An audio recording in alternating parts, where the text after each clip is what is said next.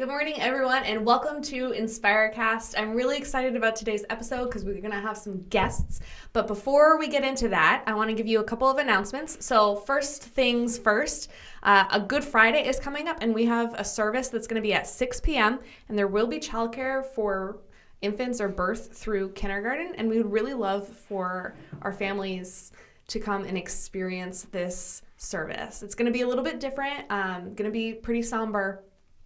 But that's Good Friday, and it's important that we teach our families what the meaning of that is. And then following that, 3 days later, is Easter. And so we hope that you are planning on coming and inviting a friend to our Easter services. That has full kids ministry programming, and we're just excited to see how many friends you bring with you, and I'm excited to see what God does during that time. Then the weekend after that, we're having our Hawaiian Luau weekend, where I really, really want to see all of the Hawaiian shirts, like the ones with the really, really hideous prints, maybe some that are cute. I don't know. I'm not a Hawaiian shirt expert, but if you have something Hawaiian shirt themed, wear it, please. And so that's the weekend after Easter, and there's going to be some fun things for that as well. And then we have one more thing coming up, the April 29th, which is at the end of April. That was stupid. You know what I mean. We're going to have a new class starting that is called Lectio course. It's a course, 5-week course that talks about how to do Lectio Divina, which is an ancient spiritual practice, and I would really encourage you to think about signing up for that class. It's just a short little class before we break for the summer, but I think it's going to be a good opportunity for you to engage with Scripture in a different way. Now, like I promised, today's episode is a little different, so we have two guests with us today. We have Megan and Esther, and so welcome, you guys. Thank you. So just to start us off with a slow kind of fun question. What do you guys think is the rudest animal? Well, I definitely say baboon. Oh. Yeah. Okay. Yeah. I feel like that's an answer only you could come up with. Have you had a lot of experiences with baboons? Yeah. Baboons, monkeys, any of them. But I think baboons, even at the top of the monkeys, are most rude. Okay. Mm-hmm. And baboons are the ones with the blue butts, right? Some kinds of them. Okay. Yes. I'm just thinking Lion King. That's where my brain is going. Yeah. That specific kind. There's some other ones, though, but they're all rude. Okay, so we got baboons. What do you think? The first animal a crow? I don't know. They just seem rude and loud and black. I don't know, just invasive. I don't know, they just seem rude. I've never had an encounter, but that's my take on it. A crow. Okay. Yeah. Okay. Yeah. I always thought crows were nice.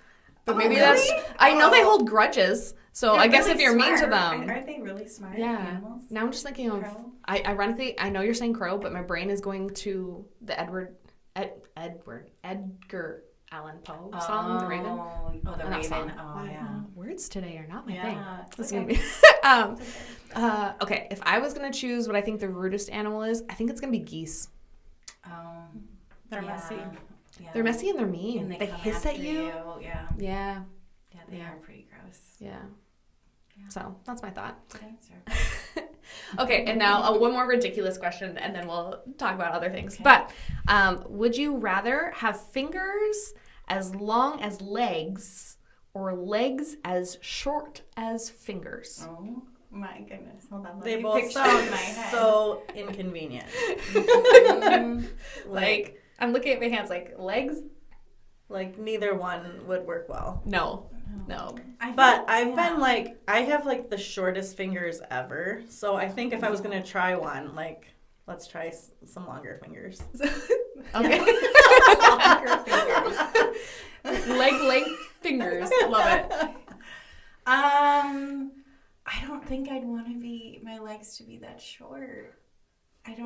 I can't imagine. You just topple over. And so I think I'd go longer fingers. I feel like you could get more done. If you had control, and especially being a mom, I don't know, I feel like you could just like make lunches while you're...